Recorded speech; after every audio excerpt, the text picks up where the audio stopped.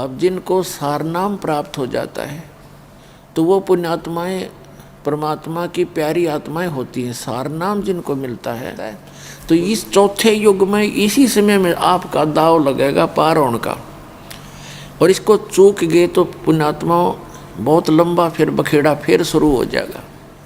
ऐसे समय में जन्म मनुष्य का देवता भी तरसते हैं इस प्राइम टाइम को।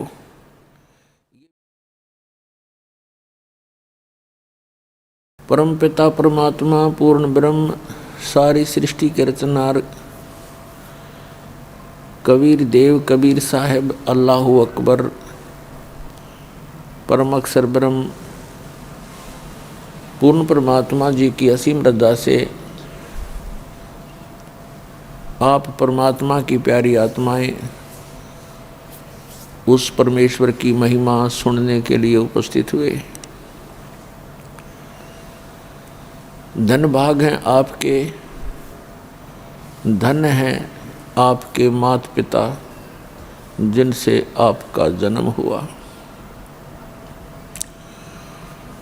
परमात्मा कहते हैं सूक्ष्म वेद के अंदर वो स्वयं आकर ज्ञान देते हैं, या तो माता भगत जनै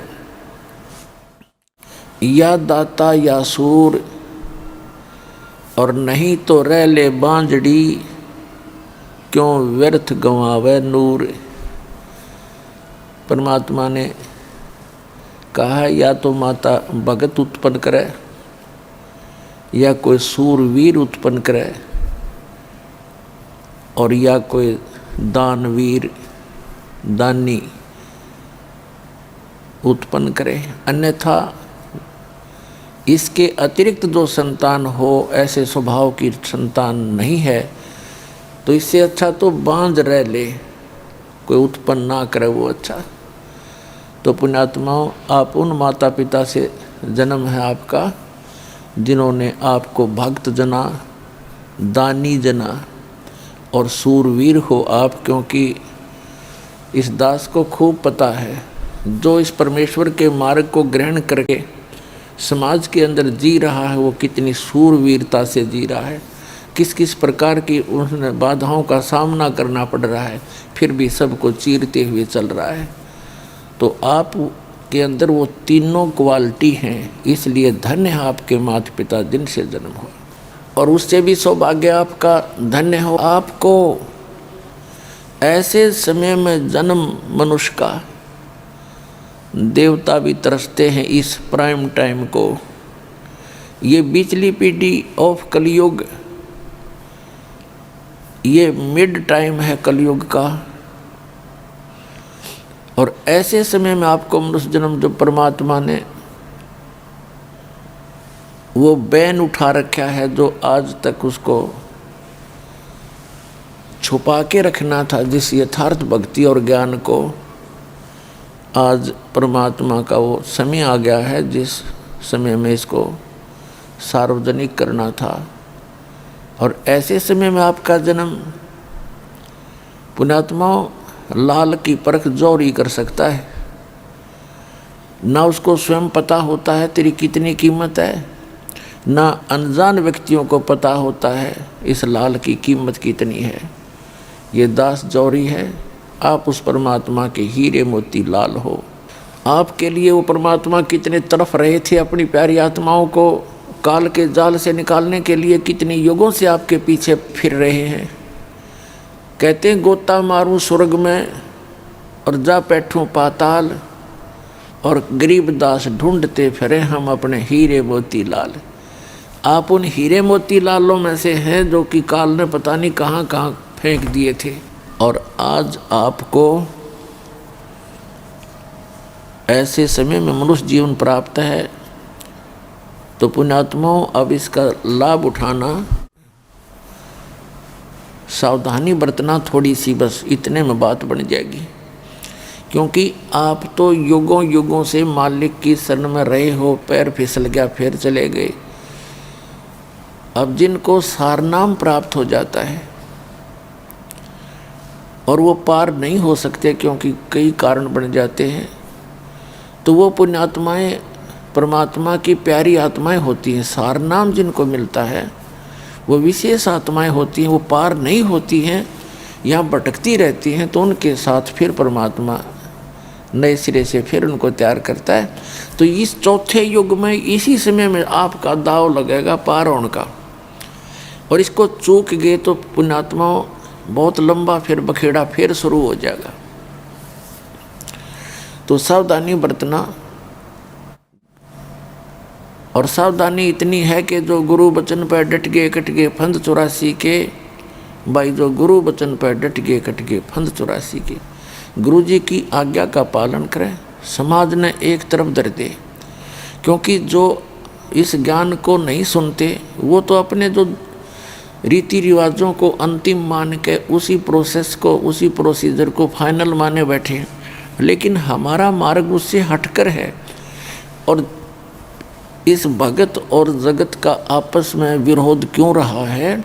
इसका कारण यही है कि समाज की रीतियां अलग हैं।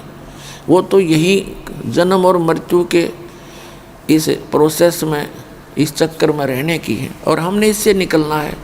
उससे निकलने के लिए वो रीति रिवाजें अलग हैं, तो हमने उनसे हटकर आगे बढ़ना है। और किसी का बुरा नहीं मानना। यदि आपको कोई गलत कहता है, आपने ये जानकर कि वो बालक है, उनको ज्ञान नहीं है, आपका जो विरोध करते हैं वो अनजान हैं। जब उनको समझ में आएगा तो उनको बहुत पछताना पड़ेगा। पुण्यात्मा, उस परमात्मा ने आके ये ज्ञान दिया है कि मनुष्य जीवन बार बार प्राप्त नहीं होता, और प्राप्त हो जाता है तो फिर उसमें संत नहीं मिला करते। असंतों के झुंड फिर रहे हैं। शास्त्र विरुद्ध साधना बताने वाले महापुरुष संत कहलाने वाले बिना गिनती के हैं। कदम कदम पर काल ने ऐसा भयंकर मुहिम छेड़ रखा है वर्तमान में। उसको पता है कि वो समय आ गया कि परमात्मा अपने बच्चों को सबको ग्रहण करेंगे, और उसने भी अपना पूरा एडी से चोटी का जोर लगा रखा है। ये नकली पंथ चला के नए नए संत न्यारे पैदा करके जहाँ देखा 20-30 हज़ार 50 हज़ार 10 1-2 लाख करोड़ करोड़ व्यक्तियों को ये काल के दूत फंसाए बैठे हैं। तो पुण्यात्माओं, परमात्मा ने सबसे बड़ी दया करी आपके ऊपर कि आपको शिक्षित कर दिया। ये दास खूब देख रहा है कि जब दास का जन्म हुआ 8 सितंबर 1951 को, उस समय शिक्षा का कोई विशेष जोर नहीं था, किसी की रुचि नहीं थी। 10-1 वर्ष के बाद देखा कि शिक्षा की कुछ रुचि बनी, और 10-20 वर्ष के बाद तो देखा कि लोगों ने शिक्षा को ही मूल चीज़ मान लिया। अपने बच्चों को, सबको, बेटियों को, बेटों को शिक्षा में सबको शिक्षित करना चाहा। तो ये परमात्मा की दया थी। हमारे समय में लड़कियों को स्कूल नहीं भेजते थे। मेरी 4 बहनें थी, उनमें से एक ही शिक्षा ग्रहण कर पाई, जो सबसे लास्ट थी, बाकी तो ऐसे अशिक्षित रही। तो कहने का भाव ये है कि परमात्मा ने आप पे रजा बख्शी, चाहे किसी भी लालच में आपने बेटियों को भी पढ़ाना शुरू कर दिया, और बेटे भी पढ़ गए।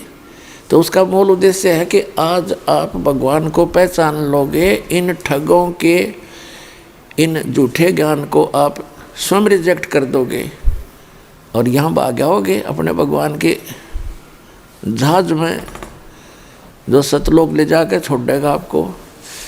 तो उसके लिए ये कृपा आपके ऊपर परमात्मा की कि आपको ऐसे समय में जन्म मिला। तो पुण्यात्माओं, दास ने जिस समय ये सत्संग शुरू किए थे और प्रोजेक्टर के माध्यम से पुस्तकें दिखानी प्रारंभ की, हमारे भक्तों को अन्य संतों के जो शिष्य थे वो ये कहते हुए सुने जाते थे कि वो किसा गुरु भाई तुम्हारा, वो तो पुस्तक पढ़ पढ़ कर सुनाता है, और टीचर तो वो होता है जो बगैर पुस्तक उठाए फटाफट सुना दे। तो हमारे बच्चों के पास कोई जवाब नहीं था, भक्तों के पास। और उन्होंने मुझे भी ये कहने की चेष्टा की कि जी लोग चाहते हैं कि बगैर पुस्तक दिखाए सत्संग किया जाए। तो उन बच्चों की सलाह को मैं नहीं मान सकता था, क्योंकि दास को पता था कि अपनी अपनी कह गए इस दुनिया के माँ, अरबिंद साहेब की बंद की कहीं ठोर ठिकाना ना। अपनी अपनी तो दुनिया कह ही रहे हैं सभी संत, और सभी उन्हीं सदग्रंथों का हवाला देते हैं और अपना अपना ज्ञान भिन्न भिन्न बता रहे हैं, विधान अलग अलग बता रहे हैं। तो दास को पता था कि ऐसे ही बात बनेगी जब तक ये दास आपके रूबरू नहीं करेगा। जैसे वैसे कह दिया मैंने कि ब्रह्मा विष्णु महेश नासवान है, इनकी जन्म मृत्यु होती है और इनके माता पिता हैं, तो कोई नहीं माने, दूना विरोध हो जाता। तो दास ने वो फिर ये कह करके फिर ये दिखा दिया, देखो भाई देवी महापुराण के 123 पृष्ठ पे सचित्र मोटा टाइप, गीता प्रेस गोरखपुर से प्रकाशित है, इसमें लिखा है, ये स्वयं कह रहे हैं विष्णु जी, मैं ब्रह्मा और शंकर, हमारी तो जन्म मृत्यु होती है, हम अविनाशी नहीं हैं। तो फिर उस पुस्तक को जो आज तक वो समझ नहीं सके भगत समाज, और उनके गुरु थे वो अनपढ़ जैसे थे, उनको एक अक्षर ज्ञान था लेकिन अध्यात्म ज्ञान में वो बिल्कुल अनपढ़ -0 थे, जो आज तक ये नहीं बता सके हिंदू समाज में कि ब्रह्मा विष्णु महेश की सतीथि क्या है। एक स्टेट के मंत्री को और कोई राष्ट्रपति बताता है कितनी बुद्धि है उसकी, कैसा जानता है वो राजनीति को। तो इसलिए दास ने ये पुस्तकें दिखाना प्रारंभ किया। भले ही कुछ एक व्यक्तियों ने अच्छा नहीं लगा, लेकिन बुद्धिमान समाज ने इसको स्वीकारा। इसके आधार से अपने सदग्रंथों को उठा उठा कर देखा, और देखा तो देखा, फिर क्या कोई झूठ थोड़ा बोला जा सकता है। सच पाया था। देख रहे हो आप, पूरा विश्व झुकेगा इस साइड में, पूरे विश्व को मानना पड़ेगा सच्चाई को, क्योंकि इसके अतिरिक्त कोई कल्याण नहीं, कोई मार्ग नहीं। तो जो प्रसंग चल रहा है कि ये बीच वाला समय जो कलयुग का है, इसमें ये मोक्ष समय है, और इस समय में जो भी परमात्मा की शरण में आ जाएंगे, सतभक्ति करेंगे, उनका मोक्ष होगा, वो उस स्थान पर चले जाएंगे। श्रीमद् भगवद गीता अध्याय नंबर 15 के श्लोक नंबर 4 में कहा है कि तत्वदर्शी संत की प्राप्ति के उपरांत उस तत्व ज्ञान रूपी शस्त्र के द्वारा इस अज्ञान रूपी गुत्थी को काटकर, अर्थात तत्व ज्ञान से अध्यात्म ज्ञान को पूर्ण रूप से समझकर उसके पश्चात परमेश्वर के उस परम पद की खोज करनी चाहिए, जहाँ जाने के बाद साधक फिर लौटकर कभी संसार में नहीं आते।